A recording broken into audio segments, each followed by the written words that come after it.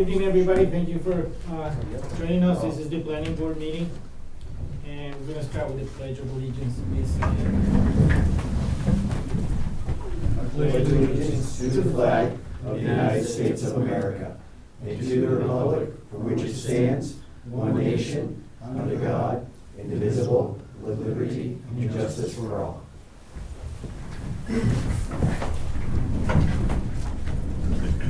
Thank you.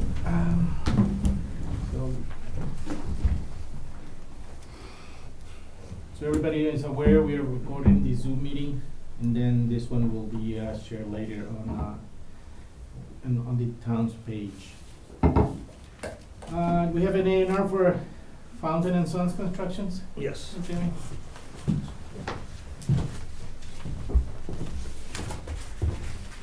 Underneath here. This comes up on Town Farm Road.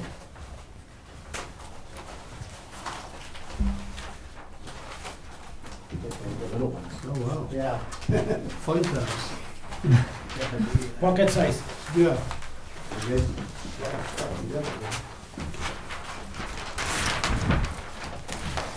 This is good.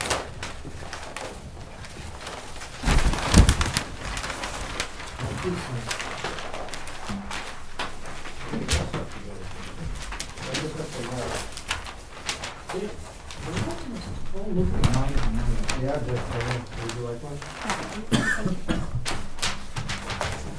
So we're dividing off, Tell us the story. okay, we're dividing off a lot. Okay. Going up on the left-hand side, there's already an existing house. There's my glasses on, because I can't, guessing everything. It's lot number 18, lot number, it says lot number 19, lot number 17 is already developed. So now we're doing the next one, lot number 18.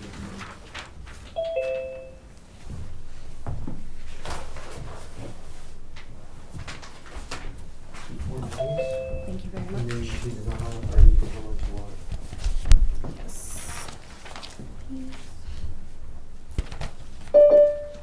So it's got the right frontage, 150, it's in the rural section, and it's 46,682 square feet, only need 45,000. The town sewer is up there, and the well water.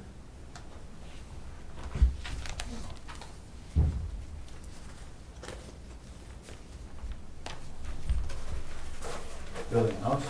Yes. What kind of house you putting up there? Big ranch. Yeah. Currently sold to people from Wilbraham. Good. Yeah. Well, if everything goes right, they get everything signed off. It's sold.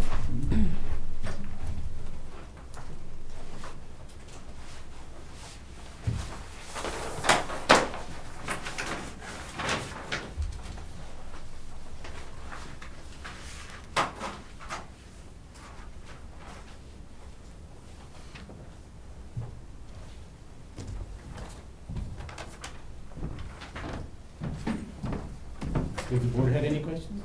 No. It's pretty straightforward. Rich? Yeah, it looks fine, I think. Yeah, it's fine to me too.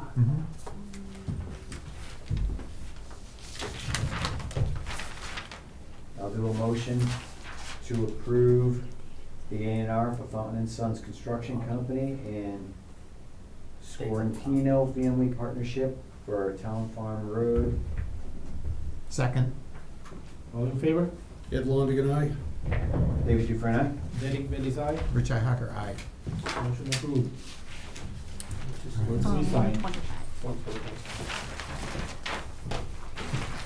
Yeah, which copy, well, I guess all of these copies. It's the Mylar. I think this is the Mylar.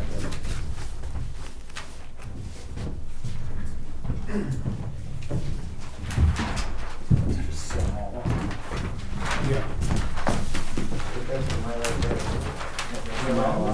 Yeah, that's one, so we were already over there. Thank you very much. There's the deed, right? Be back in a second, just in case they have any questions. Okay. Well, I'll be back in a second, just make sure they don't leave us.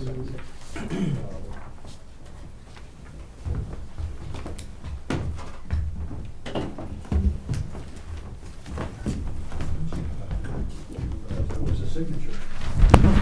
Yeah, his, That's- that is his Oh, I'm sorry, signature did I now. screw it up?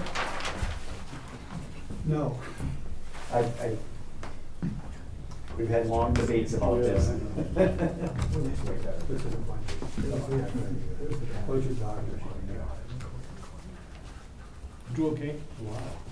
Drew okay? Okay. He's doing really well.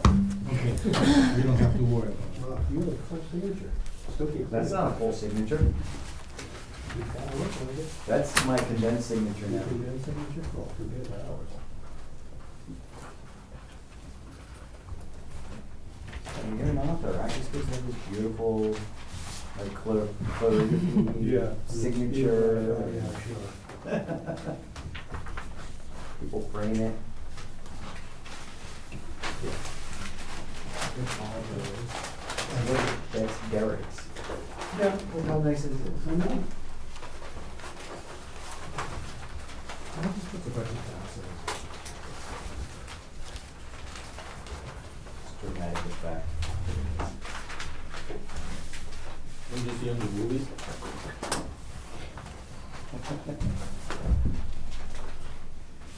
Get it? That's it. That's all? And copies, yes. This Wow, pen? that's a lot. How many copies do you want? How many copies? Four. I have no idea, they hand them to me, as, here you go. I mean, a Mylar I don't know how is the many thing that really matters. But the more the better, actually.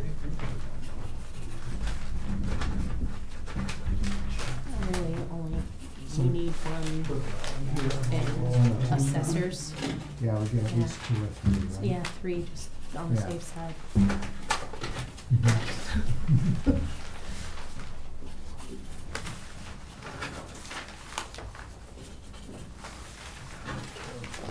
Remember, it's Yeah, already the sold. clerk It's like takes a one mortgage. too.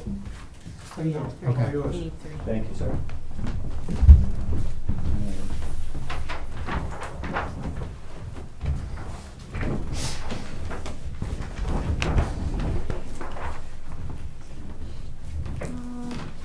So, Mylar's the one that gets recorded.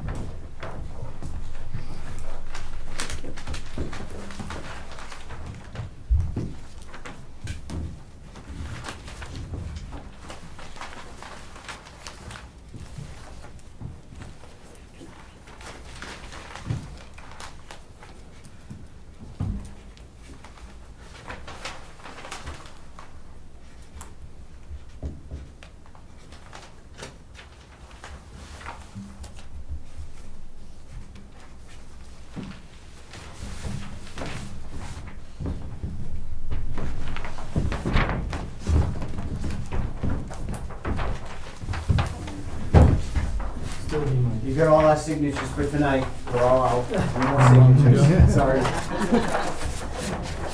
What do you keep, 4 of them? We only get so many per day. Okay. And I can have. I'll sign the next one. We'll deputize you. So we can, start with the next item, A&R Donna Rollett, 590 Dunham Road.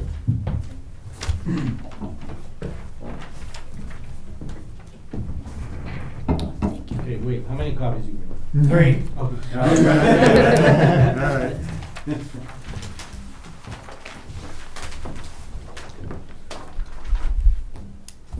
My name's Joe Levesque. I'm the surveyor that prepared this A&R plan on behalf of William and Donna Roulette, 590 Dunham Road, Warren. It's pretty simple. We're just splitting. They kind of have like a T-shaped existing lot that's known as tax lot 10 up from the assessor's office. We're creating one frontage lot in excess of 150 feet. And we're creating a parcel that's labeled as a non-building lot in the back that's supposed to be transferred. They're gonna be selling the land to their son. But the parcel in the back, they just wanna keep and enter into like chapter land. So in order to separate it from the existing lot, we had to just create a parcel and then call it non-building lot. And then the existing land that they have has more than enough acreage and frontage. Well exceeds the current requirement, so what's left over for existing lot that is also still a building lot. What do you have for acreage on that, that new lot? The new lot is 2.9. 2.9, and the parcel will be just under 12 acres. And we have And it's in rural? 408 feet of frontage. Building lot. And it's a road. Put a house there? Put a house on it? Yes, I believe so. Eventually, yes.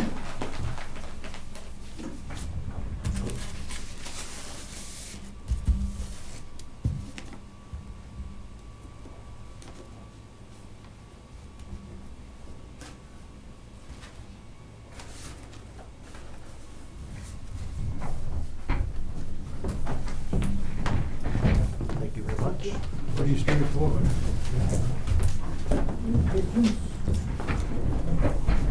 How much is this one?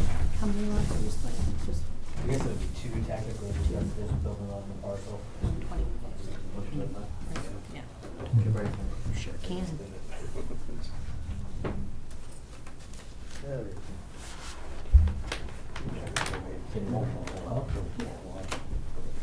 Oh, yeah.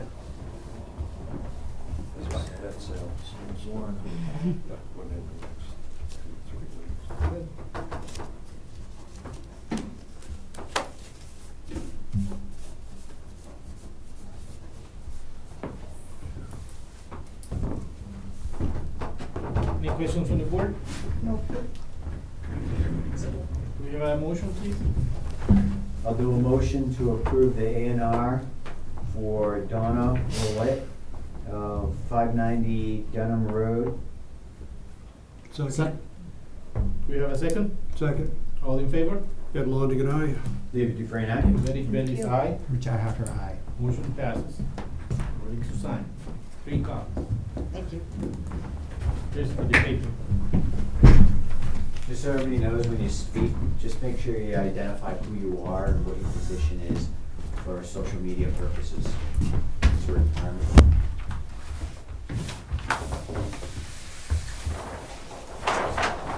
You actually did the right thing, so when you said it, I'm like, Oh, thank you. you're good.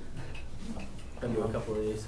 I'm out of practice. You're familiar now. A couple times, yeah. Also, he brought 3 copies. They said your name. We'll recognize it.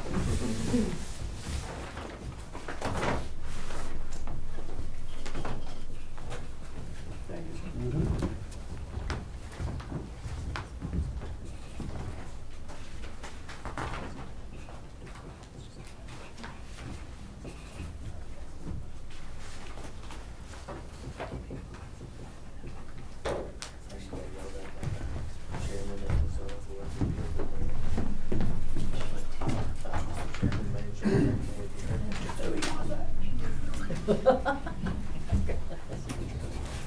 did it respectfully. Our goals, guys, like there was a mascot. Kept trying to pass him out to the whole lot.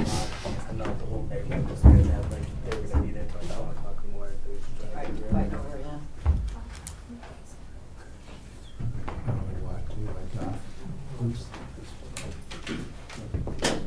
Thank you. As long as it's not,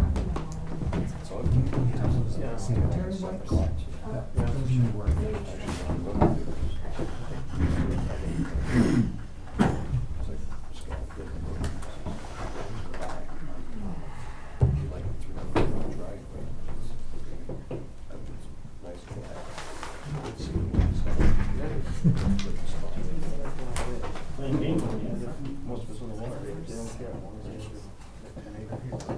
But they can pay taxes off it.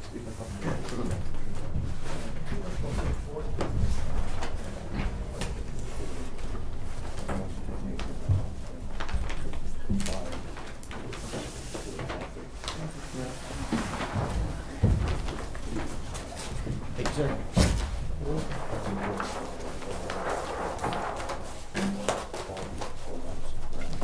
All good? Yep.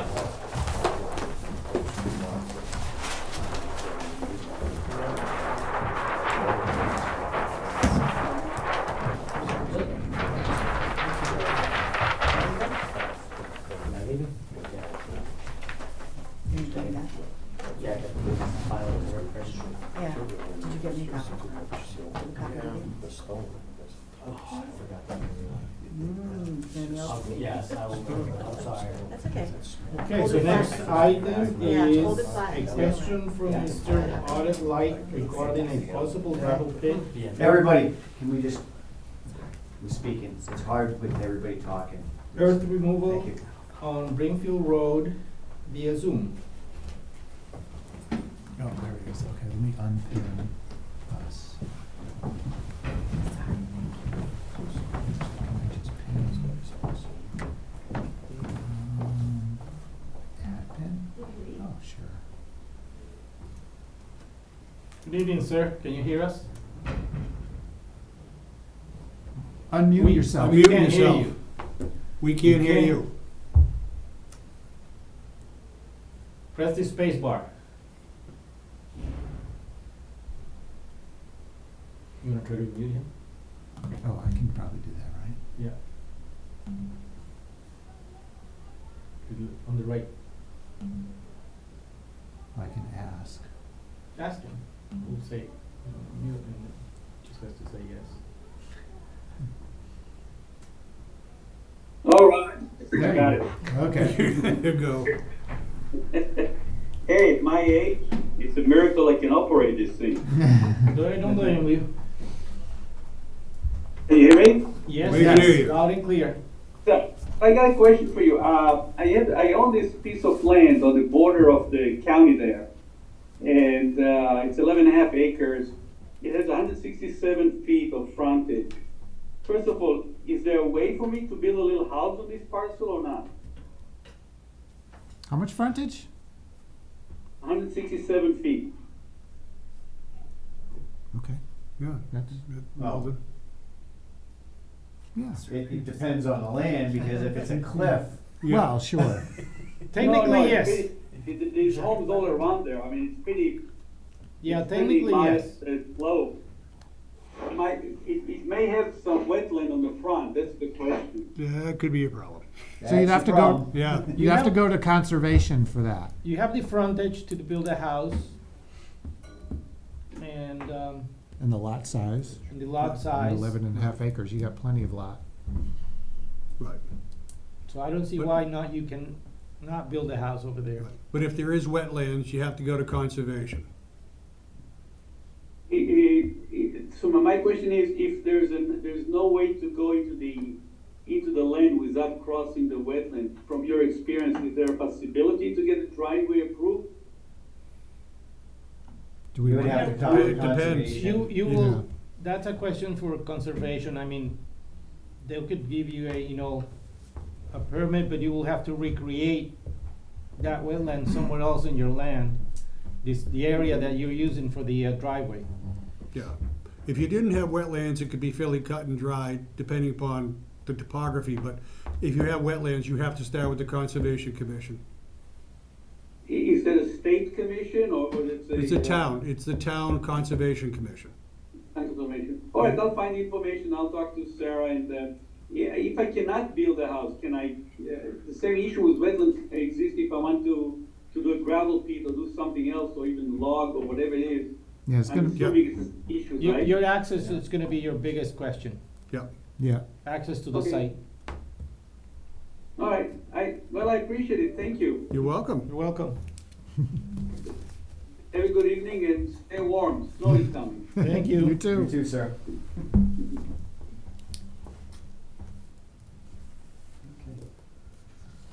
Next on the agenda, we have Agilita site walk.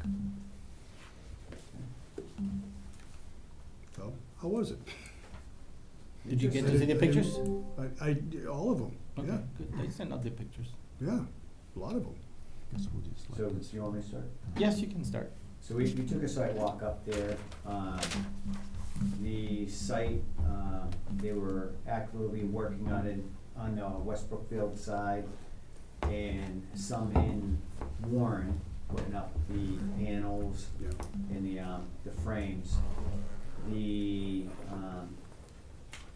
basins that were there, they took the elbows off of them Mhm. without permission. Okay, And they were using their UTVs and, their, equipment for the panels, and they were going up and down the sides of the hills, creating a lot of mud, Yep. tearing up the grass that was there. And we noticed there was sediment in some of the basins. yep, Um, saw that. that were being dealt with. So there was a lot of concern that,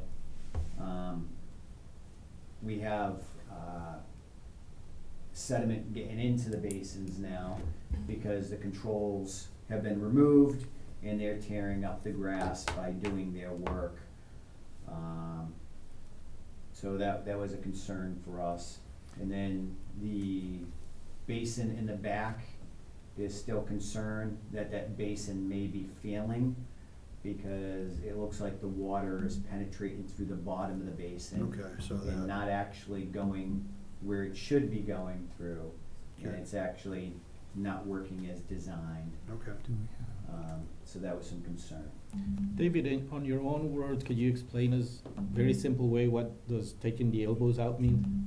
Just for the public? So the elbows were there to prevent any construction material, sediment, things like that, getting into, wetland jurisdiction and spilling over. So everything, while construction is going on, is supposed to be maintained within the basin, and then the basin is to be cleaned out, and all that material is supposed to be removed. That was not happening, and the board, the last time we met, was pretty explicit with not giving any permission, per the recommendations of the peer review, to remove any of those controls until construction was at a stage where we weren't gonna have that issue. They did it anyways, and I actually take that as a great disrespect to the board, because the board all voted on it, made sure that we were very clear on our instructions that those protection measures would not be removed, and they removed them anyways. There's also some misunderstanding with the peer reviewer over there, I think. The peer reviewer reports to us, we let the peer reviewer know what's going on, and we give the instructions. It's not the other way around. The company, Agilitas, doesn't go to the peer reviewer and ask if they can do something and the peer reviewer approves it. That's not their role. Right. Their peer reviewer works They for review. us, provides us the information, and we make the decisions based on the information that peer review is doing. And we let Hmm? the company know Right. what's Yeah, going on. they should come Unless to we us. give specific permission otherwise, which we have not relinquished that responsibility. So they should be going through us, and, you know, I think that's something we gotta reiterate with our peer reviewer again, is that they don't authorize any work to be done, for any, that they work for us. Right. Okay, not them. So And the applicant that has could to be a come to concern. us. The applicant has to come to us. Which, again, I found after we even voted and we said, no, do not remove these, Mm-hmm. because we have concern, you guys are still working the site, there's gonna be a lot of mud, there's gonna be other issues up there, and they removed them. That just shows that they're not listening, when we provide instruction. And the other issue is, early on in the process, we had concerns about the material that was being used for the basins. And now we're looking at the basins, and it appears the basin is failing because the water is actually going underneath and penetrating and not actually going to where it should be in making sure it's being controlled.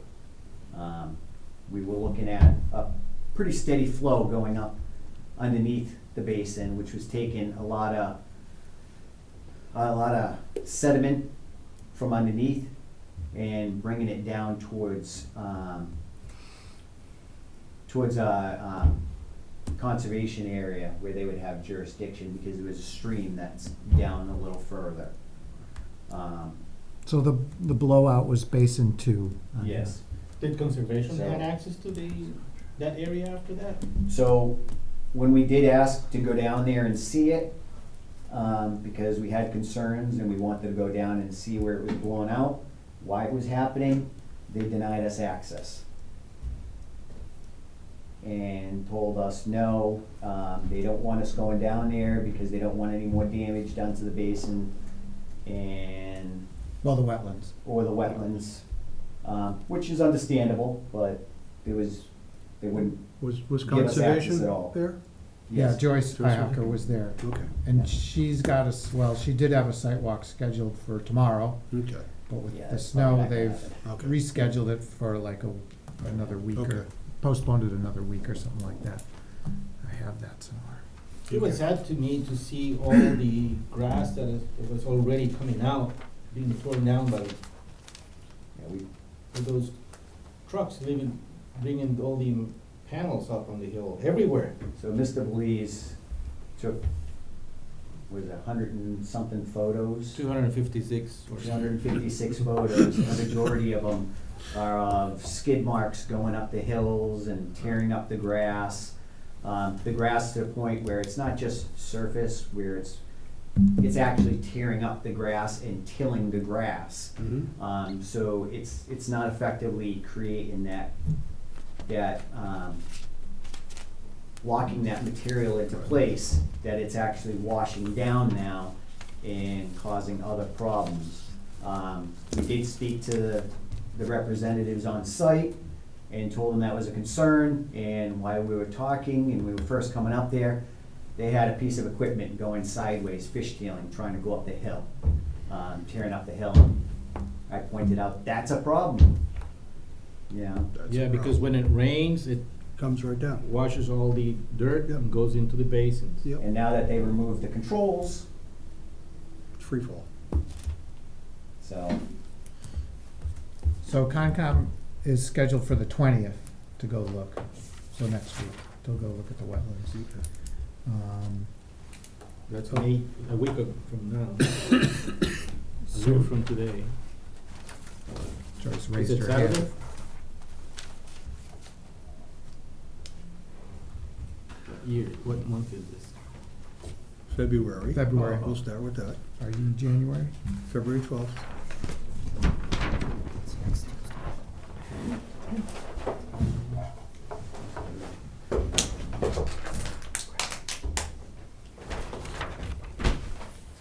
So they're going on Tuesday.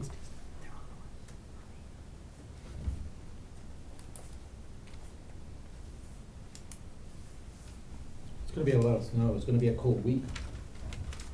Yeah, I mean, tomorrow's out of the question though, Yeah. so. Yeah. That's probably, Might I be mean, interesting. they can see, on the 19th if it's worth going or maybe waiting a little bit longer, I think it's more important to have the right conditions to see than, Yeah, because it's gonna, I saw, Because what's- it's gonna, after the storm, it's gonna get very cold again, hmm. so nothing will melt. So Joyce raised her hand, but I was gonna mention, we also have from Agilitas a plan to put erosion control up. So I don't know, do you wanna look at that, or do you wanna get, Let's. Joyce's question? Let's listen to Joyce first, and then we'll look at the plan. okay, Joyce? Unmoved, hi. Hi, Joyce. Hello, so, one thing I want to address, what David had mentioned about the water going underneath. It looks like it's going underneath the outlet, but it's just the way that the flared end goes in and then it hits, a collar. And that's just the way it's attached. It's a weird design. I think, there probably could have been a better, but that's, what they ended up putting in the basin. And so, the water is not going under, any further than the collar that it attaches to. What the, on the sidewalk, Tom mentioned that they could grout, that all of the areas that are around the, between the flared end and the, the flared end and the, Pipe? and the The pipe, yeah. pipe, to prevent water from going in, and that would just add additional structure to prevent something, because there is only that's preventing water from chasing the pipe, so anything that they can do, to add an additional barrier would be super helpful. Yeah, what they did over there, if this is the pipe that brings the water out, they put something like this. So they said they're gonna put grout underneath this, so to prevent going water under Mhm. and only going into the pipe. That's what Joyce is trying to explain us. Yeah, I think we should, Visual. yeah, yeah, I think we should have them do that. We should approve it. Thank you, Joyce. So that's- Anything Yeah, else? and then, the second thing is that, just overall, the stormwater, pollution prevention, best management practices typically include erosion control. Nobody does this, just saying that the best management practices set the bar up here, but usually it's a lot lower when it's practiced on site. So, and what they recommend is that erosion control is put every 10 to 20 feet across the site, but when you're looking at 50 acres, that just never happens, and plus the trucks run over it and destroy them. So these guys did a really good job by planting, and seeding the site and let it grow for a year, and then now they're installing the panels, and they are tearing up some of the site. So to deal with some of that, at least they put erosion control at the bottom of a not too steep hill. And so that would be one measure to take care of some of the erosion that will take place, with rain, et cetera. The other thing that they suggested, and that OTO thought was an acceptable alternative to putting the sock on, is to put layers of silt socks or some type of erosion in front of the outlets, and that way it'll allow the sediment to settle down and then the water to seep its way through, and that will eliminate the turbidity that shouldn't be leaving the basin. And the whole point of stormwater pollution prevention is ultimately to stop any soils from moving and migrating too far, and in particular from migrating to wetlands and waterways, surface waters. So the basins of concern are the ones near, Number 8. I think it's basin 1, the one that had the spillway blowout. Basin 3, I can't move the cursor, but basin 3 is the one that's closest to Cutler Road, because there's a wetland at the bottom of that, and basin 8. And then the rest of them, it's just good practice to not let turbid water move and migrate. So, So really, those are the 3 primary areas that extra measures should be taken. Other than that, it's a really good thing to keep the sediment where it is, but it's not going to be the end of, it's not,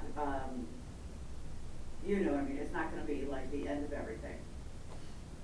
just for the record, Basin 2 is the one that had the blowout. No, it's basin 1. Are you Basin sure? 2 is the one that has all of the cattails in it. It's basin 1. That's basin 2, cattails. Basin, yeah. Basin 1 is the one with the spillway. You're looking at Where it, the you're not, okay. So is this labeled wrong, or did, no, that's labeled right. oh, but You're, Basin, you're gonna look at the yellow line as dividing the 2 lots. The top north of that is West Brookfield, south is Warren. yeah, but which Yeah. basin had this is the That's the basin? blowout in basin Okay. 1. Okay, Yeah. And then basin two, like, you know, she's saying is, had all the cattails and stuff.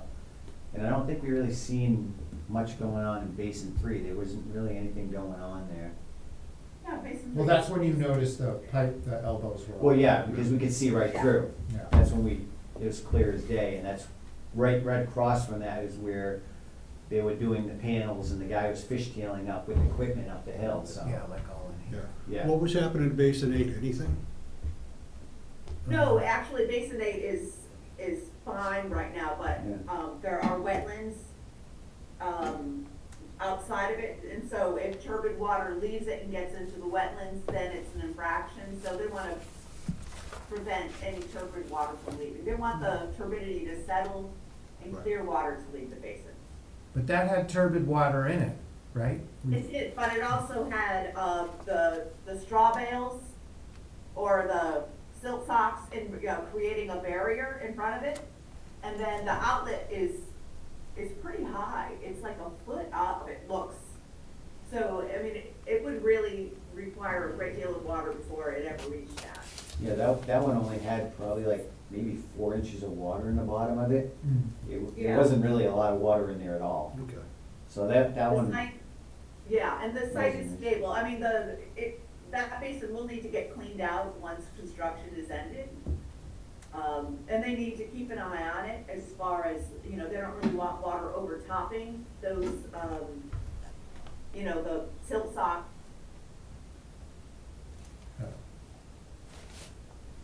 Nope. Joyce throws up. And I don't know if they're here online, but another thing, at least on that particular thing, is they could throw some flock logs in there. And that will, pull the fines out. And then, the clear water can run out of the basin. So we lost you for a second, but that's a way to get rid of the water that's accumulated in any of these basins, right? Or to pump No, it that's out, pump it one out. of the fines. Can you hear me? Yes. Yeah, Yeah. we lost you for a part of it, so. Repeat what you said. Oh, the flock logs, I don't know how they work, but they pull fines, the sediment out of water, and then it runs clean. So but it has to be running water. So if you put flock logs, a couple of other sites did this. When a basin filled up, they pumped the water out, the turbid water out, onto like a little slide with flock logs. And then it ended up dispersing clear water at the end. It's like a magnet for fines. I have no idea how this thing works, but it's like magic. Okay, thank you. Anything else? No, I think, ultimately, this site was a little torn up, but it's not, I think it doesn't look bad considering the time of year, and, they're taking measures to address some of it, and, between OTO and Agilitas, I think, hopefully, we don't want the sediment running further, so they should keep an eye on that and, install erosion control measures as needed. Okay. Thank you very much. You're welcome. Thank you. So, did you say we have a plan? Yeah. We could show that. So we should probably ask them what their plan is now. Yeah, they want to Since do they're here. So just tell us who you are. Thank you for having us. My name is Daniel Gunther. I'm outside counsel to Agilitas. Do we need to move up to be on Yes, camera? yes. Yeah, that's better.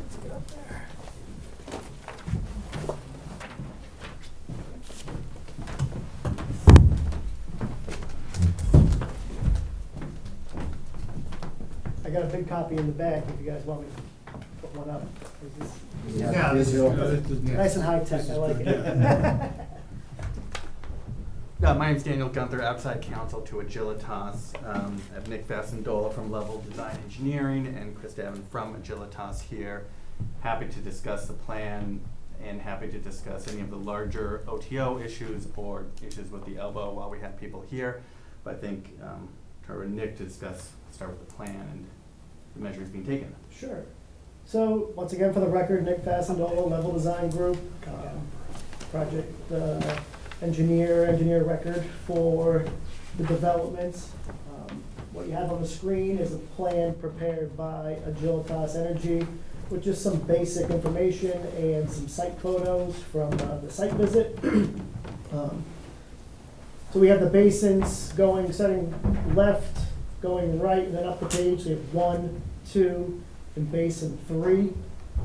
The red lines are additional lines of mulch sock, 12-inch mulch sock that have been installed in front of the basins in areas that were essentially grading. The grading was kind of directing surface runoff directly to the basin. So on that top basin basin 3, we have a longer line because it's a longer basin. Going down to 2, we have that L-shaped, bit of erosion control, perimeter erosion controls that were put in. And this is all the 12-inch heavy-duty mulch sock that's just put onto the ground at the surface. That was installed inside of the access driveway. So upslope is the grassed area, we'll call it. And then we have another additional level of erosion controls, excuse me, around basin 1. And then you can see in the basin, kind of working off what Joyce said, we did put those additional mulch socks around the outlets and kind of curved it around to provide that extra bit of protection around the outlets in those areas. So all this work was completed. Day after. Correct. So. I apologize, the Tuesday after. Correct. Because this was A few days ago after our site meeting, and we know, because we did notice, at the site walk, some of those areas, specifically at the corner of Basin 1 and Basin 2, and the area Dave noted, were getting torn up. Just the freeze and thaw cycle we've been going through. There's always going to be disturbance when they go to put the panels in, and the site was, essentially 100% stabilized at that point. But overall, the site still has plenty of stabilized area, plenty of good grass growth on it. This is kind of working off what Joyce was just talking about. Having those additional perimeter erosion controls is where you're going to get better treatment at the source versus having elbows and turning those, detention basins that should be working as detention basins into sediment ponds. And the whole point of a sediment pond is to manage large exposed areas. So a sediment pond, you can design it for anywhere from 5 to 100 acres of exposed soil. And what that pond does, you have a permanent pool of water you're trying to create at the bottom of the pond. There's a calculation in the Massachusetts Erosion Sediment Control Handbook that tells you how to size these things, but essentially half the volume would be a pool, and that's why we put the elbows on to create that pool where you have capacity for material to settle out, and the other half would be open air storage. That's useful in a large, unstabilized site. With the condition of the site, that type of practice isn't the most efficient way to trap sediment at the point that is where it's being created, which is up gradient. We want to keep that sediment further up gradient in the middle of the site before it gets to the basin. That's why I made the recommendation to the team to install these additional erosion control measures. I kind of liken it to doing finished carpentry. So you can do finished carpentry, use a finished nail and a small hammer, and you put the trim up. You could use a sledgehammer to hit that same nail. You're going to hit it and the nail's going to go in, but it's not the right tool. So when the basins and the site are in the condition they are in, the elbows and sediment basins aren't the appropriate erosion and sediment control practice for a site in this condition. These are designed to capture maybe 70–80% of suspended solids for a site that's completely bare.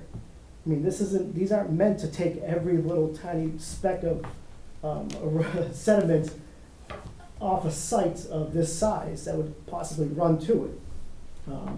Now the basins will have sediment get into them at some point, even when the site's fully operational. We have a gravel driveway, And we have a maintenance plan to address that. So these basins are supposed to be cleaned out every 4 to 5 years, where sediment appears to be accumulating. You manage the outlets, you look at the outlets, you look at the spillway, and you do routine maintenance to clean the basins out as necessary.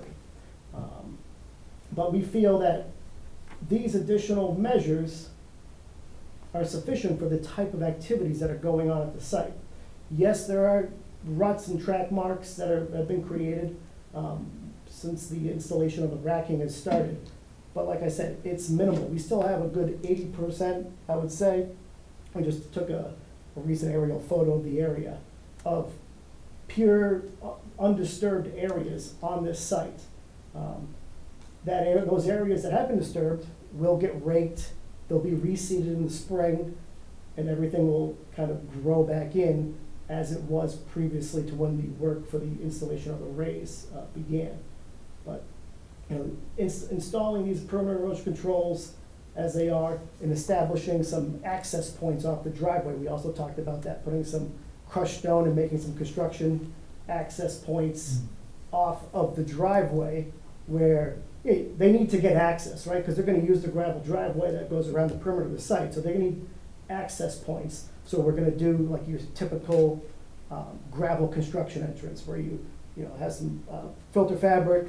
We kind of put some crushed stone, larger riprap stone down and kind of mound it up at the front, so they kind of have to go up and over, and then the erosion controls will continue on their way. We'll probably have 2 or 3 access points in these areas, just so they're not, because these crews, they're not concerned with erosion controls. We have to continually remind them of these items, so we can have those well-defined access points and really minimize the erosion at the bottom in the rutting.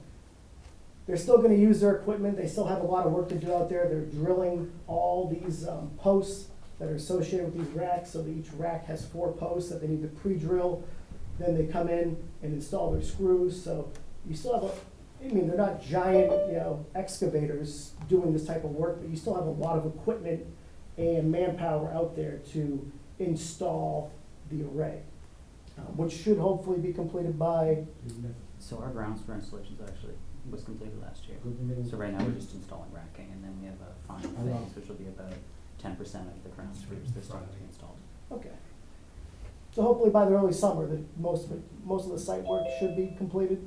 Pretty close to Early summer, end of summer, and then they'll stabilize the site and clean up any ruts or other types of things. But we feel that good monitoring of the site, as the planning board knows, they have the OTO doing routine inspections. Agilitas has people on site every day doing inspections, filling out the required NIPD's stormwater management reports that are required. So the site's being overseen by 2 parties. So if there's anything that jumps out or if there's any issues at the site, I'm sure they'll be properly noted and we'll be able to address those issues as they come along. It's kind of going back to the elbows. There was no malice in Agilitas's part by removing the elbows. It was determined that we feel that the elbows are what created the failure at Basin 1.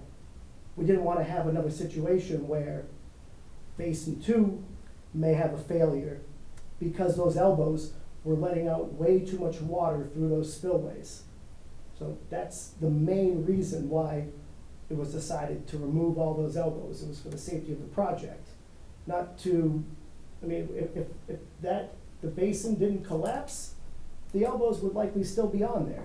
But given the fact that that action did happen, and the only thing that we can know, the only thing we've determined so far is that a lot of water has gone over that 100-year emergency overflow spillway multiple times over the past summer, where we had those crazy storm events where it was 4 or 5 inches of rain, which likely led to the collapse of the berm. Now the berm was built to spec per plan. I was out there inspecting it. We have thousands of pages of compaction testing on those berms. OTO was out there and signed off on the installation of those basins, so corners weren't cut. the basins were built properly.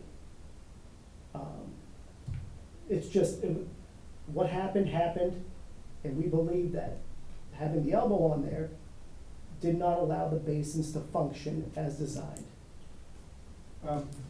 Going forward, I, from the planning board, I just say that, you know, if you have another emergency like that, it will be like a courtesy to let us know, you know, this emergency, we had to take them out, instead of like, you know, finding out this way. Right, because it was a decision, we have minutes, we made a decision, keep the elbows in, and then you removed them. So it's fine if you and OTO come up with this scenario of whatever it's gonna be, but you have to come back to us. Even if you say, look, we need a meeting in a week, can you meet in a week, or can you meet in a couple of days, this is really important. You know, it's You like know, we have that flexibility, we Yeah. can do that. It's like fixing a roof, you know, you call the inspector and say, hey, I have a leak, they'll, you know, and then you pull out the permit, so to speak, but, you know, just as a courtesy, I think the planning board deserves that, you know, hey, guys, we had to do this. No, It doesn't take I much. understand that, and I apologize. It did happen at the worst time. It was essentially The week day before Christmas is when all this happened, so there was that kind of rush to what happened. We needed to start doing, hand cleaning, cause some, you know, stuff did get into the wetlands, so we knew we were gonna have a hard, frost coming in, a large storm event. It's not, these aren't excuses, but a lot of things happened very quickly, and the board should have been notified.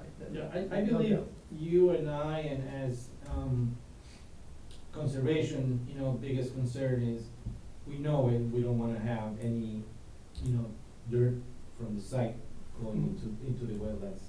And, you're doing your job, I believe, you know, in a plan.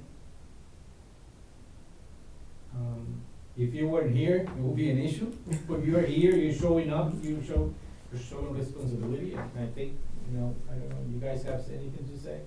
Actually, yeah, I have some. So, my question is, why is the water getting past the basin in the first place? What's happening? Because we heard Joyce say it's actually going underneath the fittings. No, that's. So what is happening? Sorry, she's trying to comment. Yeah. She's trying, she's Joyce, muted up. you wanna- Well, I'm Sure. actually, I I'm can address asking that. you guys, So- what's happening to the basin? I think I think there's a little bit of disconnect here.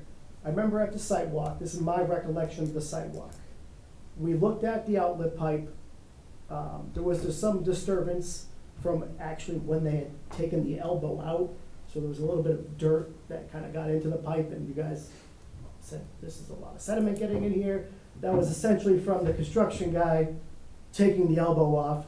He stepped in there, stirred up some of the area right in front of the outlet pipe, which caused that little bit of sediment right there. And If then, you're talking about basin one. no, basin, the pipe to the left, point at it. Right there. Yep. So That- then, That's the you were one looking where there at- were bucket marks all around it from somebody cleaning out sediment.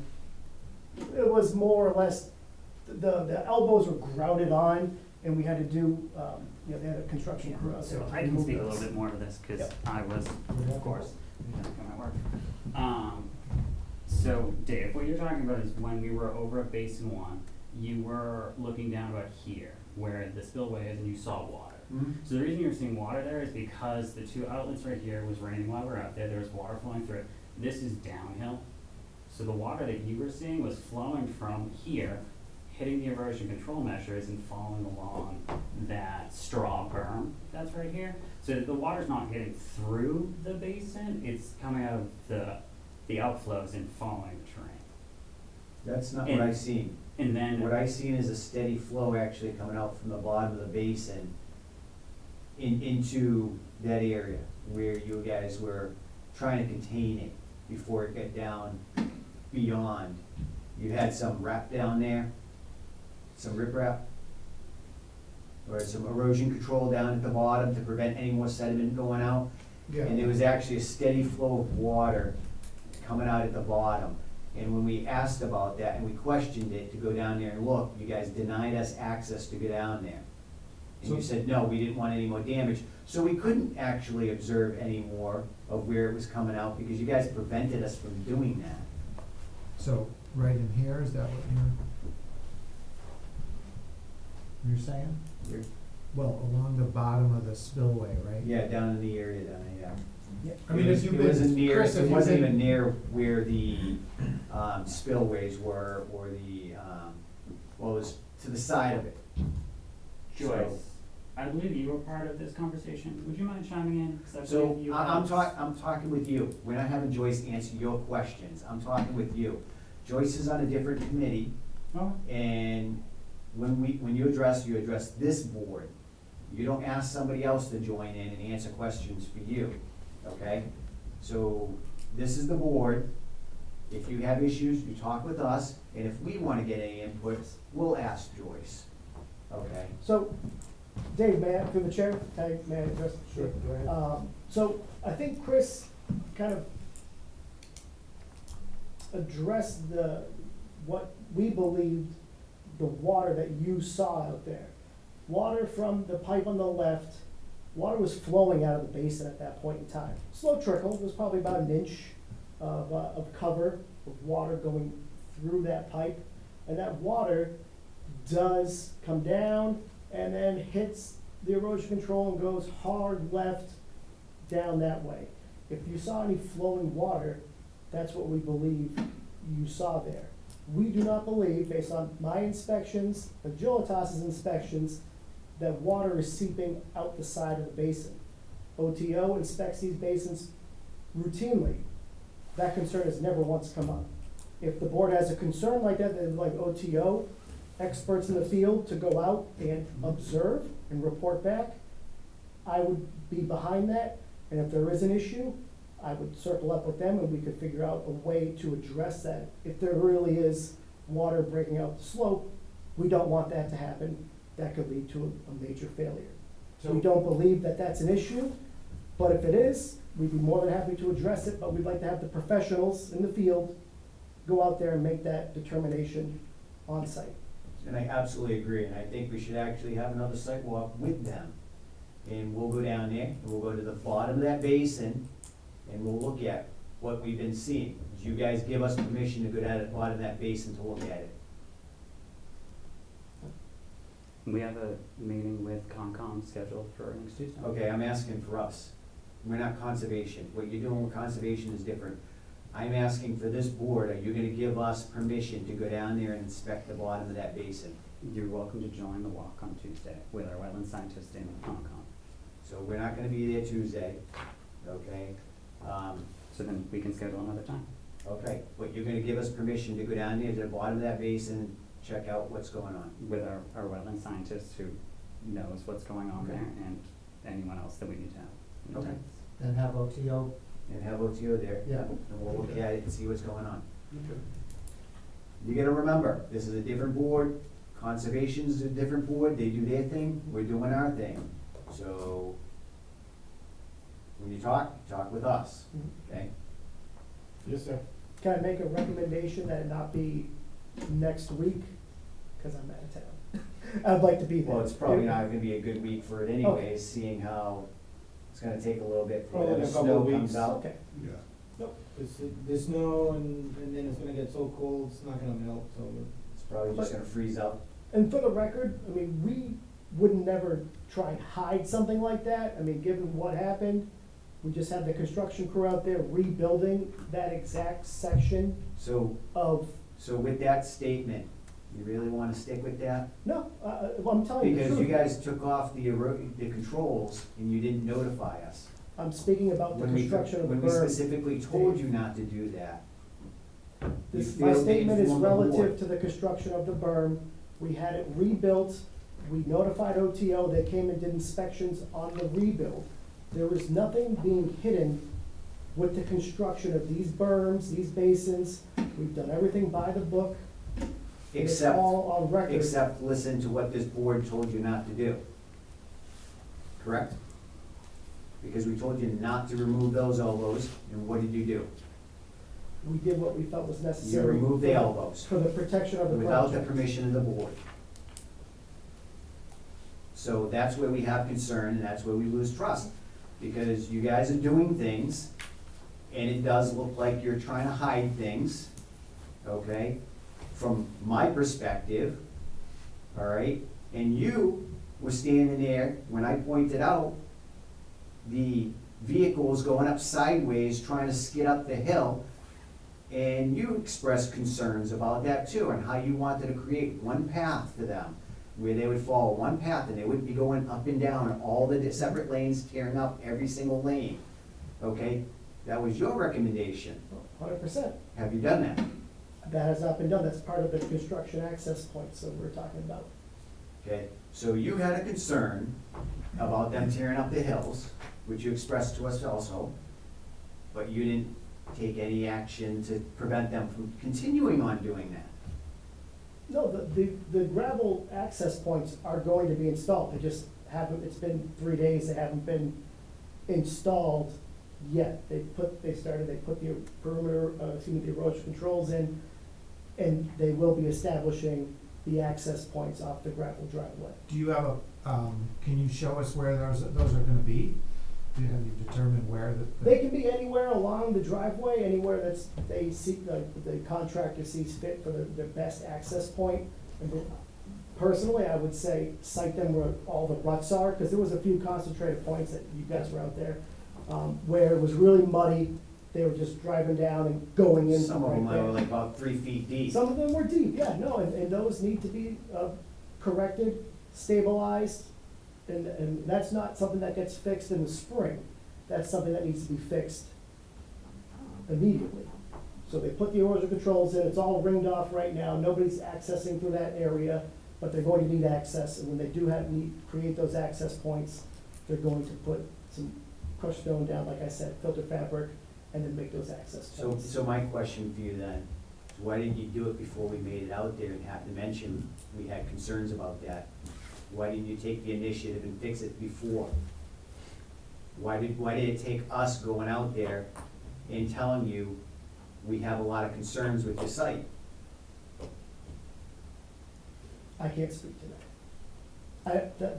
What I'm- And again, and you wonder why we're concerned, because we gotta keep a very, very good eye on what you're doing, because you're not gonna do it on your own.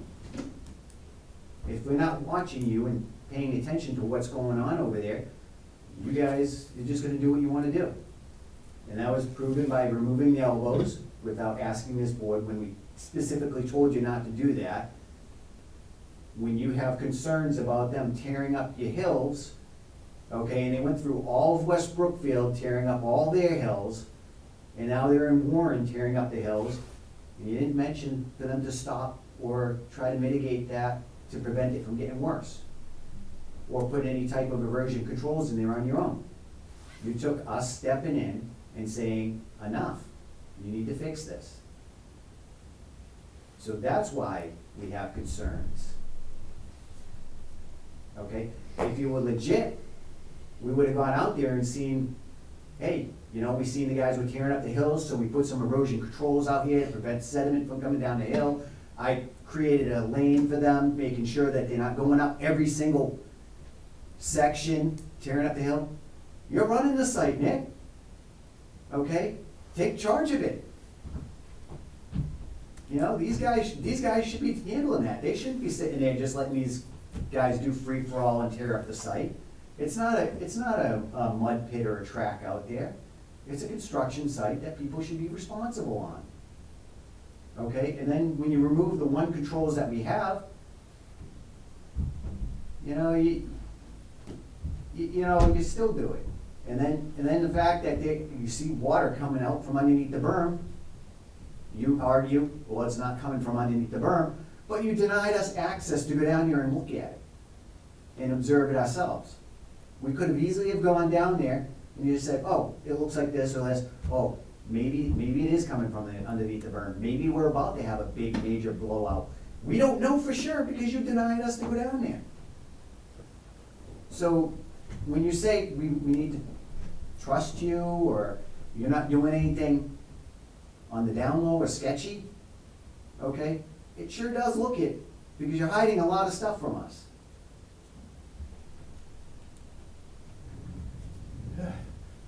Do you wanna see some of the pictures of the mud? Since they're saying that it really isn't that bad? Or we There's could, 170 pictures, so. you guys all seen them, right? 256 pictures, Yeah. You all seen them. We seen them in person. Yeah, we know the problem. Yeah, we They know the we problem. know the problem. So I think the best is we can go there with OTO and check it out. Does conservation still have a question? So we have two people, yeah, two people with hands up, so, oh, we have OTO and Joyce. Joyce was first, so let's just do Joyce. Thank you. You're muted. Yeah, a little slow there. I'd like to address, if you don't mind, something that Nick had said. And, so Nick, the basins are built as designed, but they're serving a dual purpose. And the purpose right now, they're acting as construction basins. And when the site is fully constructed and stabilized, they will act as they are designed. So typically on sites, basins are usually capped. And when water reaches a certain level, they're pumped out. And that is what happens on 90% of the sites that we've had here. Okay, so there's 12 sites. Other options that we've seen have been the flop log thing, lots, not even getting sediment into the basins, because the other sites, there's a couple of sites that actually put up construction basins in front of the finished basins. That was a struggle. But anyway, the point is that the basins are construction basins, and the point of construction basins is to contain the sediment and not allow it to leave. So if you allow it to go over the spillway, it defeats the whole purpose. So allowing the water to go over the spillway is actually putting fines, unless it had time to settle, which I doubt after, like the big rains, then the fines are going into the wetlands, which is an infraction. So be careful about, you need to be careful and be aware that the dual purpose, right now they're construction basins, and no water should be released from those basins that isn't here. How do you approach? You froze up, Joyce. With the idea, and then the board. Joyce, you froze up. We didn't get anything what you said. You said, how do you approach, and then we lost you. Sorry, it's this internet in this house.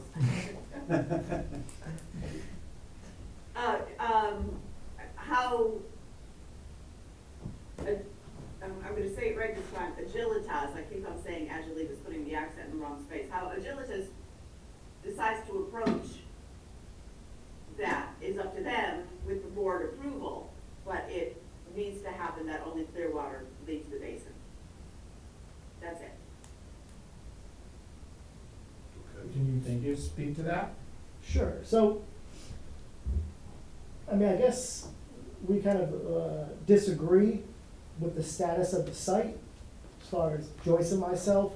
When the site is stabilized, those are no longer construction basins, they're detention basins. We had 100% stabilization prior to the work beginning. Yes, there are pockets of disturbed area from the recent work, but once that site went from bare exposed soil that was, 25 acres, I believe the site is, grubbed, stumps pulled, to loamed, seeded, 100% stabilization through the center, those are no longer construction basins. Typically, a site is rendered stabilized at So, Nick. approximately 85% stabilization is what you would call it, stabilized. Not, But the basins weren't, they haven't been cleaned, so the basins were construction basins, they weren't cleaned out, and now they're being used as, you know, the final basins. So, and the construction is still going on. And I would agree with you, because your site is stabilized for the most part, except for those little sections, except the fact that the basins hadn't been cleaned out, so there's still a great deal of sediment in there from the construction. And so, Did you clean out the basins? I believe it was, basin 2 had some cleaning done when we pumped it down and did some, test pits with OTO. They did some work in basin 2. I think this was before my time with the company, but I believe all the basins were cleaned. Okay. So Full they of have sediment to check. again. So roughly when? Like, I mean, like. 2021. Yeah. Oh, okay. Okay. That was a long Years time But, ago. but what was the condition in 2021? I wasn't here.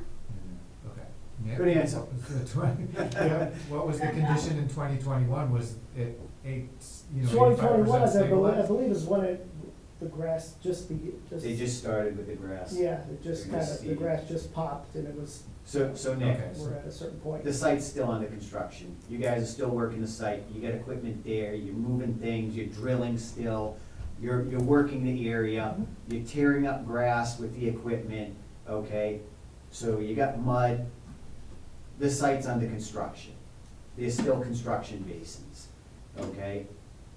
That's the point, okay? And you haven't, they're not, again, Joyce is making the point that they're construction basins until they're cleaned out and the site is done. You're done with your construction. You can understand somebody an electrician go in there and capping a couple wires or something, that's different from a guy driving up there with, I don't even know what size the fork trucks are that they're using and the equipment, but driving up and down the muddy hill. Okay, there's a big difference. There's a reason why those things are done. And you guys ignored that. And we're not denying that fact, which is why all this new erosion and sediment control barrier went in to mitigate possible runoff issues from the interior of the site. We keep it away from the basins. That's why we put the erosion sediment controls on the north side of the slope, interior to the grassed area, to keep everything in that zone. So the caps shouldn't have been taken off until the basins were cleaned, my understanding. Once you clean the basins and they're all set and the site's stabilized and it's done with construction, then you take them off and they work as a basin. Correct? So what is the plan? They're gonna need to be cleaned again, it sounds like, because stuff has gotten into them as of today. Is there a plan to clean them again when you're all done? I believe there's a plan to, you know, once the site's fully completed with that work, to clean them out. Obviously now is not the time to do that, given the conditions. The ground's frozen, you're not gonna get anything to grow at the bottom of the basin. You know, once you clean it out, you're essentially left with a raw, unstabilized bottom. You know, those basins, you know, except for basin 2. I mean, they all have vegetation at the bottom.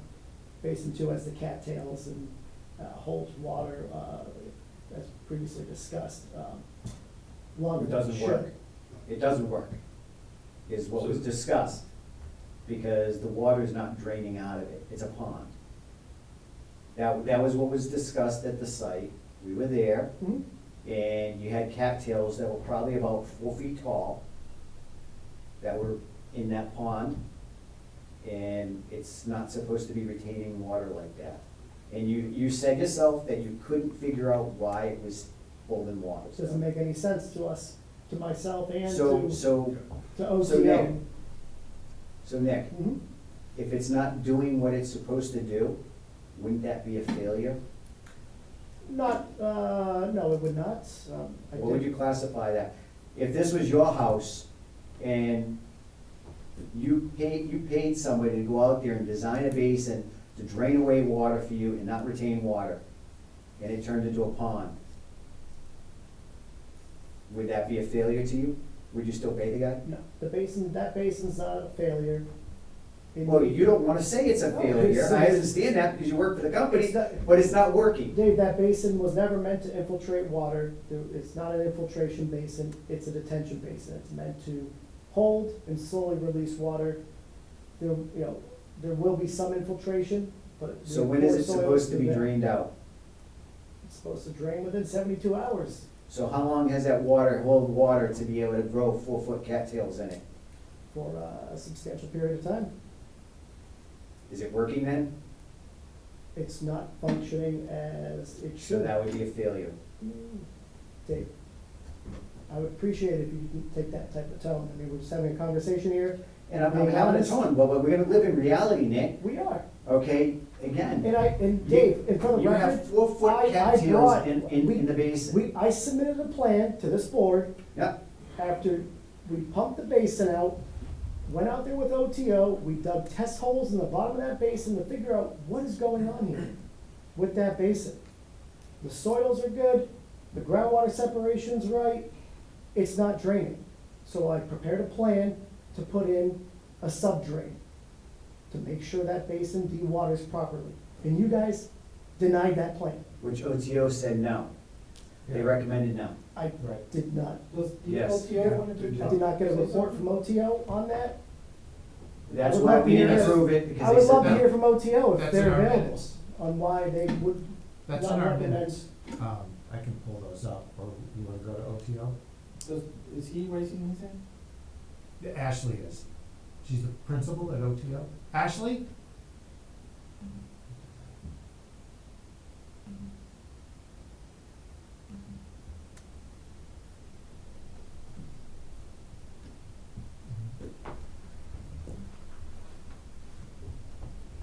Ashley, can you hear us?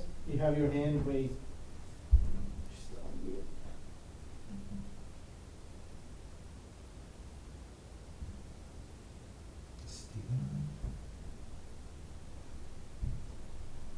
Steven, are you there?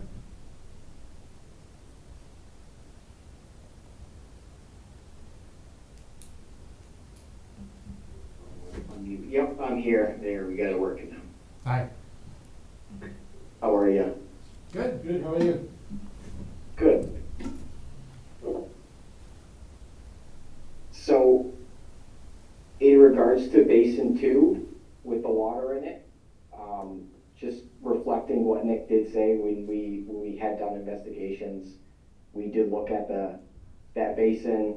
There was no clear indication of why that basin was holding water. And then there was the thought after that to go back and do some work and see about a way to drain it and to make it work. And also one of those ways besides the under drain was to sort of grub that area out and possibly loosen up any of the soils. There may be some compaction at the near surface that could be causing the water to sit there. So that was also another method that we had discussed about that basin. Did you do that with the soils? Grub it out? No, after that time, the water has just been, between all the rainstorms, wasn't an opportunity to get back in there and do that work. Okay, so Nick or Chris, is that something you're planning to do? This grub out? It's part of the general maintenance for the basin, so if the basin's having an issue like that one is, then it'd be part of the work that we do, probably closer to our punch list. Okay. So at what point does that trigger when you start doing that? When we are done with any significant disturbances, the site, so we still have electrical So work to right do. now, what's the basin acting as? A stormwater detention basin. It's part of the general maintenance for the site, so if I was going to drive through a rainstorm tomorrow, I wouldn't get my car washed today. Okay. So when do you anticipate being at the point where you would address this basin? So you want to get to a spot where everything's mostly done, I think, right? So Where what's it your, makes sense. what's your because rough time frame? It doesn't make sense to do all that grubbing, then have to go back in, Oh, yeah. right as new growth is establishing and have to do it again. I'd say probably the fall is when Okay. we'd be looking at it, just based off of what we're thinking construction-wise. Right, I mean, your progress up to now and how much you have left and, So are you really Okay. gonna wait till the fall to make sure that it works? Because what happens if you rub it out and it doesn't drain? yeah, what would be the, We We would would- put the sub drain in like I requested initially. That's, okay, so, it's not a crazy or new type of way to drain out a basin. Essentially, it's just perforated pipe in crushed stone, level, so if the basin is draining properly, everything just goes through the basin. If for some reason, tight spot or whatever is preventing that basin from fully draining out, and it's only the bottom, I think there's about 6 to 9 inches of depth between the bottom of the lowest outlet pipe to the floor of the basin. So it would just be draining out that last bit of water if it wasn't unable to go through the soils. Stephen, are you okay with that? I guess that's like option D or something, right? Option E, sort of. Try some other things first. Well, the thing is, it's all relative to how many times we're gonna dig that you can only dig it out so many times and reestablish it. So what I recommended months ago when we came to the board was, let's scrape it out, put the perforated pipe down, cover it with stone, and crushed stone is now the bottom of the basin.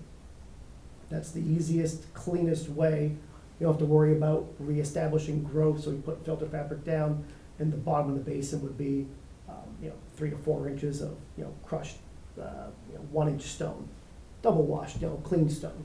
And then you'd have the perforated pipe just embedded in that, and that would tie to one of the existing outlet pipes, where you just kind of push through a smaller 4-inch outlet. And just a small 4-inch pipe, nothing large, be plenty to drain out the bottom of that pond, that, 6 to 9 inches within that 72-hour period. And it'd be clear water, no turbidity coming out through Coming that out- system. Correct, oh, yeah. Because it filters through the stone. The stone would give it some extra filtration, that is correct, yeah. Okay, is there any other filtration? No, just solely. Just going through the stone? I mean, we do have the riprap, as you look, see on the sketch, that, Right. that hatched area. Up here. So that's all riprap, crushed stone, where, runoff coming through there is kind of supposed to get trapped in that initial layer of stone. And then those other hatched areas that are going north and west, those are swales with check dams. So another way to help collect suspended solids prior to it getting to the pond. So in that front area. These are the swales? Correct, yes. Okay, so all. So those are swales, and they have check dams I think it's every 100 feet in the swales. They were covered in snow when we did our site walk, but kind of similar to, you could see them better on lot 8. We had those swales that go to the ponds. The ones on lot 8 drain into catch basins first and then into the basin. These just all flow gravity directly into the basin. So you have 2 swales coming in, then you have that riprap kind of, almost like a collector strip. That thing's about 15 feet wide, has all that trap rock in it, and there's filter fabric. So, if they get sediment. The idea was if we get sediment from the gravel driveway, it would get into there first before getting into the pond. Okay, so can we make a plan? Can I provide a little bit more info? I found some records. So it looks like we did our basin maintenance on 4/11 and 6/20 of 22.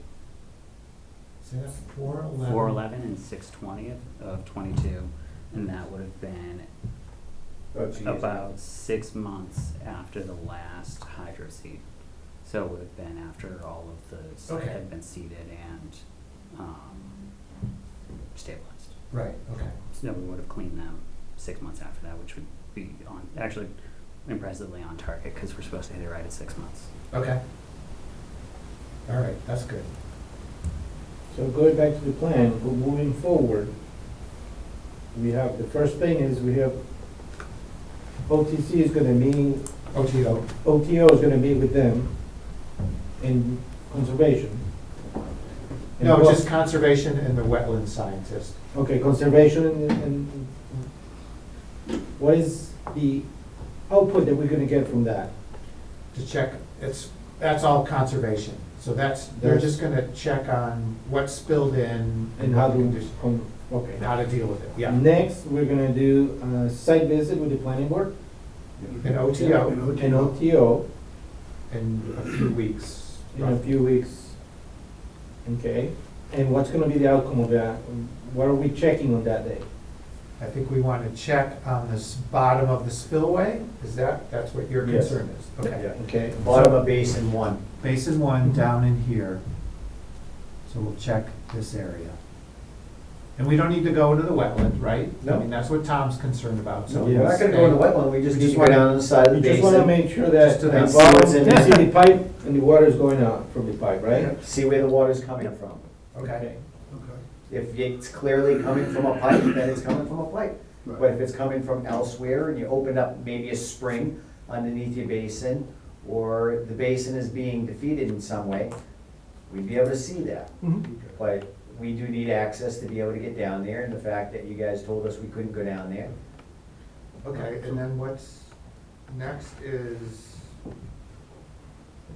maybe just another visit in the summer or something, or I don't know. I think we gotta play that ear. Yeah. Let's do this first Yeah. and see where we go from there. Yeah. And whatever we find, we We'll could get- probably have another meeting on that. But we'll get the ongoing OTO reports too. Yeah. Okay. So are you guys okay with that? Yeah. With our kind of plan? Who should we coordinate with for the site visit? Everything goes through Sarah. Okay. Yeah. Yep. And please, if you have an emergency, you have to change something, let her know. No, we will, Yeah. 100%. And same with this drain. I mean, it sounds like a good idea, but you have to come back to us if we need to talk about it. You have to present it. I mean, we can look at that too, when we do the site visit, we can take a walk over there, we'll have OTO there. We Yeah. gotta talk about things for Basin 2. That's fine. Again, just a reminder, we can discuss things. We cannot make decisions on a site walk. At the meeting. We have to have a meeting, Right. Yeah. okay? So we can discuss all we want out there, sounds like a great idea, but we're not giving you permission to do anything. Mhm. We have to have a meeting to approve it. Okay. Anything else? And then the erosion control, we just need that maintained. Oh, yeah. Just, you know, keep up on that. And then those gravel driveways.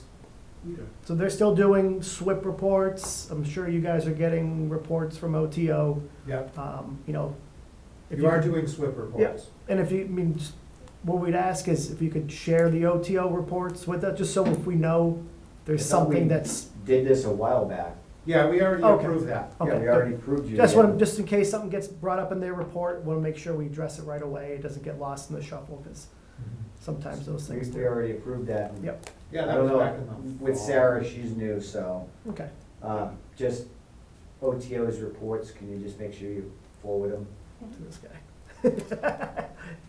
And you have the planning at Warren email address? Planning Okay. Yeah. board. Planning board, yeah, same one that Yeah. goes with the Yeah, office, yeah. okay. Yeah, Do just you, making do you sure. have his contact information? I can give you a Do card. you, yeah, make sure she has it, please. Any one of these recent emails is gonna have everybody you need on it, yeah. All right, so I think we're good for the I moment. have right? one more question, Yep. it's just for the record. The symbol that you use is a tree line. Is just symbolic, right? Those are not real trees? Because I know that trees are closer to the panels, and I don't want those trees to disappear. That is correct. That is, I don't know, So, for the record, in this plan, Yep. those are not existing trees, it's just a representation of the vegetation. Correct. Okay. See what I'm, do you understand what I'm trying to say? Yeah. Because if they We're see just- the plan and then they go to the site, they says, oh, look, this is the tree line. Oh, They're those trees shading are our not-" panels, yes. Yeah. Okay. You do not have permission to remove any more If trees. we find that's necessary, we'll come back come and to us. discuss, Yes. but That's not an everything, emergency, you can come back Exactly. easily and, you know, we'll say yes or no and that's it. So I'll clarify, not only don't you have permission not to remove any trees, you don't have permission to chop trees Trim, down yeah. or trim them down. So if we go out there and you got all the trees there and they're only 3 feet tall now, We got pictures. no. Okay. We haven't gone beyond the approved limit of disturbance line, that's out there. Good, Except we're all for- happy there, Yeah. all right. All right. okay? Thank you for your time. See you soon. Yeah, thank you.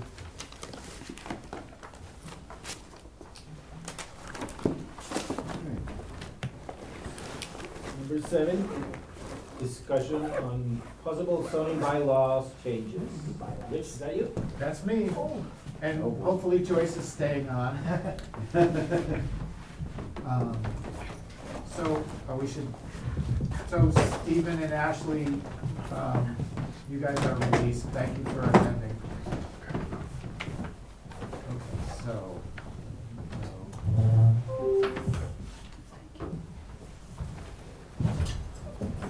So I'll show you some preliminary thoughts here.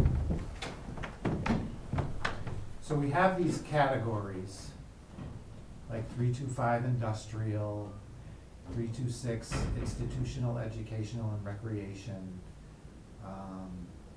accessory apartments, etc. So Joyce found in Massachusetts general law is when you have this, a category in your, like a use chart like this, you better have all the uses the same. So if you're gonna allow something under that category, you have, essentially you've made it allowable for everything in that category.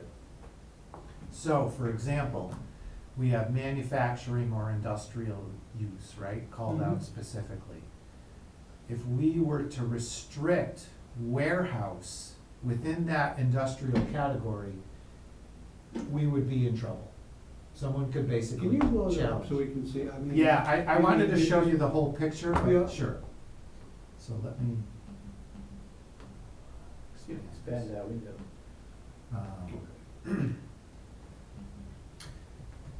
So if you're in this category, you can't provide exceptions in that category. So what Because you you're get in saying- trouble for that. So what you're saying is we could, everything that's gonna be special permit, we should put in there as special permit in Across that the board. category, across the board. In the zone area, so rural residential village, it's gotta all be treated the same. So here's the problem. Pick out Okay, rural, let me, right? why? Why Because is that's that? what Mass General Law says. We haven't picked up on this yet? I No, mean, in all this time? yeah.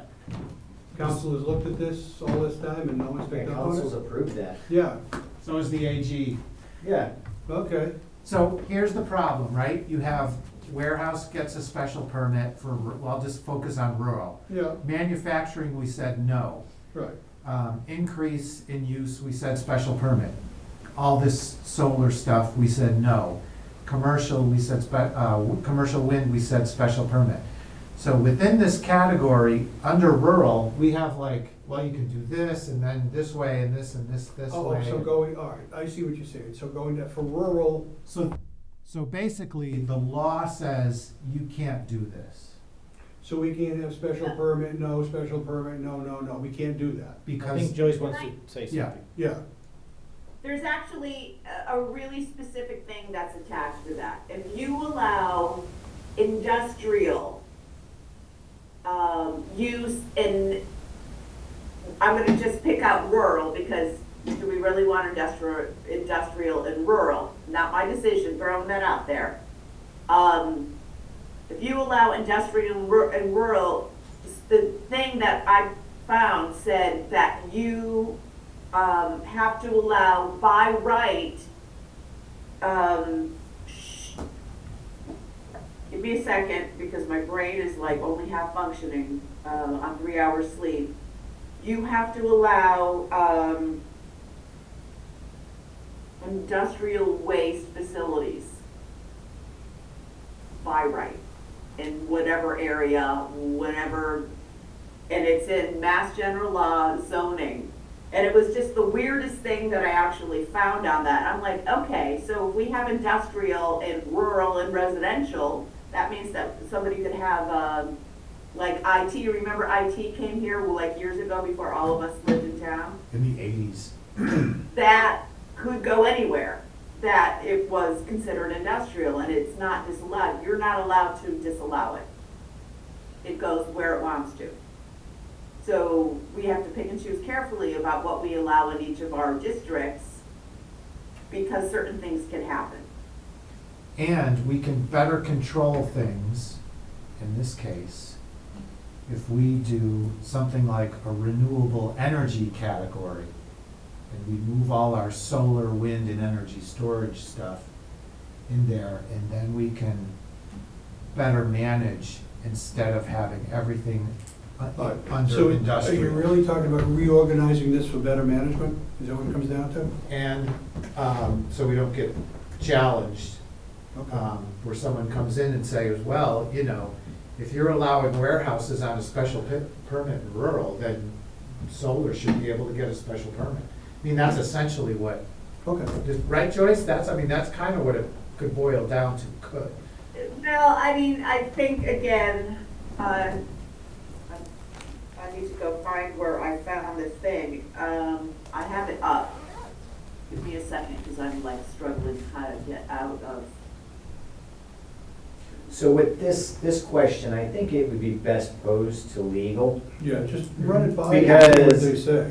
if legal approved it all, and then the Attorney General's office approved it and said, yes, you can do this, how Well, is we it can that all of do a it, sudden one zoning section from Massachusetts undoes everything that was done? If that's the case, we should probably find out that, because you might find one thing saying that under zoning in Massachusetts, but then case law has said, well, no, that was been overturned, or this was done, or that was done, or no, you're fine. Right, but You know. this is something you stumbled over, Joyce, right? Joyce froze up again. She'll come back. The law, by the way. It says, You froze up. It's fun listening to you in mid-sentence, but okay. I said, this is something you stumbled over, right? I was looking for something in Mass, under the zoning for under Mass General Law for, I forgot what I was looking for. But Okay. let me just tell you this is a section, if it's in Mass General Law, it is the law. It's not, you can't fight it with case studies, it is what it is. It says a hazardous waste facility, as defined in section 2, blah, blah, blah, shall be permitted to be constructed as of right, which is by right, right, on any locus presently zoned for industrial use. And it goes on.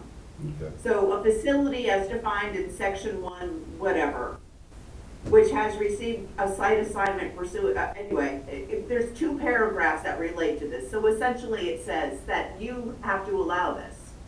We would have to allow this unless, So I think we need to run it by I legal agree and say, with is checking this with the counsel, correct but- interpretation of this, and see what they say. Because, yeah, I mean, Yeah. if they've looked at this, Yeah, and again, if legal said, yes, we're good, maybe we might have overlooked something and Joyce found something that Yeah. could be a technicality. Let's close up that technicality. right, Well, let's make sure it's a technicality, Yeah. you know, and not just like, well, yes, that would apply in, say, Dover versus Emerson or something like that, but everything else it doesn't. Right. You know, and it doesn't apply to you guys, you're good, you Yeah, know, just- but is this something that they missed on a prior review, or is Yeah. it something that they don't consider? I'm not sure. I don't know either, but It would be good to pull up that law. Yeah, if And it's then something we compare need it. to close, then let's Top close acres, it. like really thin, but we're open to it. It's just one of those things that, you know, I read the Mass General Law zoning every once in a while because I'm looking for something, and there's some really interesting stuff on here that, every once in a while I'm like, ooh, we're kind of vulnerable in our town. If we don't want certain things in rural, we should really look at that. Right. Absolutely. Okay, yeah, no, great, all right. This is one of them, right? I mean, if we don't want certain things in rural, I mean, even, and I think that Rich was right, even if it's not specifically this, if we allow one thing there, how could we not allow something else? Right. So what do we want to do as a town, right? How do we want to proceed? And, Right. you know, people in rural really want to have I think one of the things I was thinking about is that we allow warehousing and storage facilities. Well, Amazon is a warehouse and a storage facility in Charlton, and you know how massive that is. Right. Do we want that on, let's say, Boyd Hill Road? Well, they wouldn't put it here because there's no good access, no good Right, highway I mean, access, but- but no, I understand what you're saying. But the concept, My Yeah, point the is concept, no, that- I got it, yeah. Yeah, and like, and then, so do we have parameters around what a warehouse and storage facility, how big it can be, what the parking looks like? Do we have, if we don't, I guess what I hear you saying, Joyce, is looking at this and saying, what are we vulnerable for? Right? She froze up again. Oh. Okay, you froze up again. that's all right. We'll just assume he answered the question. Yeah. So we need to look it over and Yeah. see what our vulnerabilities are, get Right. legal and say, hey, is this a concern? Yeah. How can we strengthen this? Yeah. And another part of the discussion is I really think when it comes to solar and stuff, we should really define, like, in a lot of this use chart, the MCOD and the MDOD are just left blank, which, that's kind of just probably bad practice. And frankly, what would probably help us is if we allowed solar in like the MDOT, so Callahan's land, right? Go ahead and put solar over there. That actually would help us because we're gonna get challenged that we're over-regulating maybe at some point. But if we have all that land where we say, yeah, you can put solar all day long way over I here. think we've identified enough solar in our town. Well, you never know. I mean, it's all I would like depending to on see the some argument. solar facilities going up in Cambridge and Wellesley. Yeah, well, who wouldn't, You Yeah, know, except the people in Cambridge. they have a lot more money to fight it too. Yeah. yeah. Okay. We Alright, got our so- share, just like Charlton got their share too. Yeah. At a point, you gotta say, all right, we had enough. If we should have a meeting like today, they won't come over here. No. So, okay, so run it by legal and just see Yeah, if they think it's a concern too? Send all the information. Yeah, so the only thing is we have no budget at this point. We'll have to, Right. so I don't know where we're at with that. It may have to wait. Send it as an anonymous. Yeah. So, Alright, so we may have to wait till next year. So it- possibly, yeah. What you can do, which costs us nothing, is you can actually request the Attorney General to opine on that question. You think? You could say, okay, we have this law, the Mass General law says this. Are we vulnerable with our current scale, where we rate these areas? Okay. Ask the question, because they'll sit there and look at it like, yeah, you can be opening up to potential litigation here, Yeah, we could try that route. because that's free. Yeah. Yeah, it is free, yeah.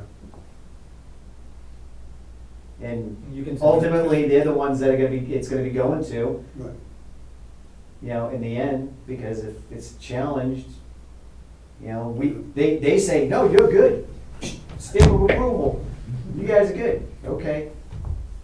Yeah. Just remember that when somebody comes knocking at our door wanting to sue us. Yeah. We got a Okay. letter. Okay. Joyce, was there anything else we were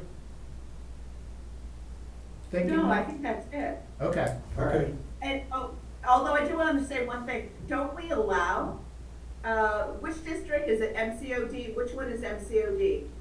MC is the Mill Conversion Overlay District. So we do allow commercial solar energy in MDOD. I'd have to look at the, we have It's that? right in front of us, online, you have it up on the screen, Oh, yeah, special permit. special permit. Yeah, well, we could just allow it, we could just say yes, too. Oh, without a special permit. Yeah. The special Wow. permit is a level of restriction, so. Well, okay. But when we have that in commercial. Okay, well, If you live over there, I don't think they'd be happy about that either. You gotta Yeah. remember, there's people that live over there too. Yeah. And they don't want solar near them either. Right, yeah, no, special permit is probably the best. Okay. But even like the, you know, the energy R&D facility, maybe we should allow that there, you know. Okay. Oh, yeah. Stuff to look at. Yep. Okay. All right, that's Cool. all I have. Thank you.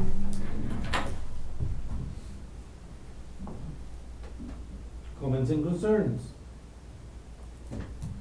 No, I'm good. All good. Anybody on Zoom? Hearing none. We are gonna move to payroll, bills, and budget. Okay, I make a motion, we approve invoice number 55111 from O'Reilly Talbot Oakham in the amount of $4,244.13. I'll second it. All in favor? Ed Longigan, aye. David Dufresne, aye? Derek Bailey's aye. Richi Hacker, aye. I make a motion, we approve the invoice number 55112 from O'Reilly Talbot Oakham in the amount of $358.59. I'll second it. All in favor? Ed Longigan, aye. David Dufresne, aye? Derek Bailey's aye. Richi Hacker, aye. I make a motion, we approve payroll for the clerk in the amount of $377.72 for the week ending 1/13, $255.36 for the week ending 1/20, $340.48 for the weeks ending 1/27, 2/03, and 2/10. I'll second it. All in favor? Ed Longigan, aye. David Dufresne, aye? Derek Bailey's aye. Richi Hacker, aye. I make a motion, we approve the January 8th and February 1st meeting minutes. I'll second it.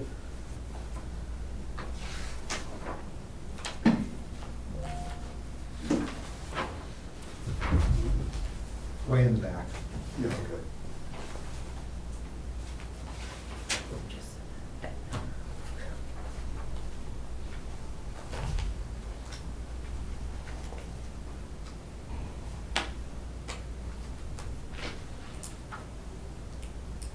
The one for the letters is not here, right?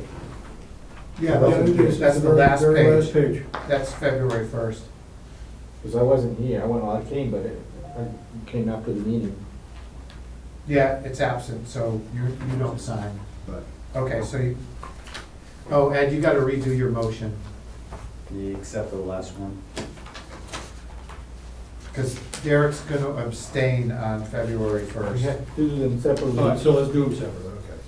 Sorry, so I make a motion that we approve the meeting minutes for January 8th, 2024. Oh, can we have a second? Second. it. All in favor? Ed Longigan, aye. David Dufresne, aye? Derek Bailey's aye. Richi Hacker, aye. Minutes. I make a motion, we approve the meeting minutes for February 1st, 2024. I'll second it. All in favor? Ed Longigan, aye. David Dufresne, aye? I'm absent because I wasn't here at that meeting, Richi Hacker, aye. and it's passed.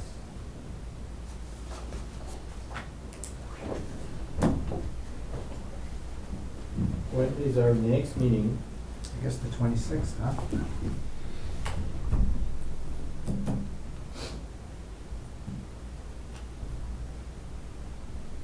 It's in 2 weeks? Yep. So maybe on that meeting, we schedule the site visit. Yeah, sure. Let's see how weather is doing at the end of February. Yeah. Okay. Do we, anything else before we adjourn?